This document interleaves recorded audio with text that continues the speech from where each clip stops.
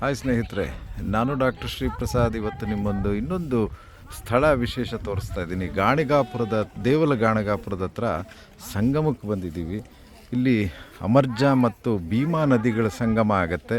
ನದಿ ಏನೋ ಬಹಳ ಸುಂದರವಾಗಿದೆ, ಆದರೆ ಬಹಳ ಮನಸ್ಸಿಗೆ ಬೇಸರ ತರುವಂಥದ್ದಂದರೆ ಈ ಸಂಗಮ ಸ್ಥಳದಲ್ಲಿರುವಂತಹ ಗಲೀಜು. ಸ್ವಾಮಿ ನೋಡಿ, ಇಷ್ಟೊಂದು ಜನ, ಇಷ್ಟು ಬೆಳವಣಿಗೆ ಆಗಿದೆ, ಆದರೂ ನಮ್ಮಲ್ಲಿ ಜನರಲ್ಲಿ ಕೂಡ ಒಂದು ಏನು ಪರಿಸರ ಕಾಳಜಿ ಇಲ್ಲ.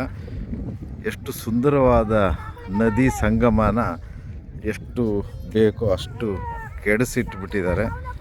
ಬಹಳ ಮನಸ್ಸಿಗೆ ಬೇಸರ ತರುತ್ತೆ. ನಮ್ಮ ಜನ ನಡ್ಕೊಳ್ತಿರೋ ರೀತಿ, ನದಿಗಳನ್ನ ಇಟ್ಕೊಳ್ತಿರೋ ರೀತಿ, ಯಾಕೋ ಏನೋ ಇಲ್ಲಿಗಿನ್ನೂ ಪರಿಸರವಾದಿಗಳಾಗಲಿ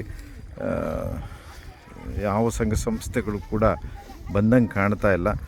ಇಲ್ಲಿ ಏನಾದರೂ ಸ್ವಲ್ಪ ಹೆಚ್ಚು ಕಾಳಜಿ ವಹಿಸಿ ಬಂದರೆ ಖಂಡಿತವಾಗಿಯೂ ಈ ಸಂಗಮ ಅಪೂರ್ವ ಸಂಗಮ ಆಗುತ್ತೆ ಅಂತ ಆಶಿಸ್ತಾ, ಆ ದಿನಗಳು ಬರಲಿ ಅಂತ ಆ ದತ್ತಾತ್ರೇಯನಲ್ಲಿ ಕೋರ್ಕೊಳ್ತಾ, ದೇವಳ ಗಾಣಗಾಪುರದ ಸಂಗಮದಿಂದ ಡಾಕ್ಟರ್ ಶ್ರೀಪ್ರಸಾದ್.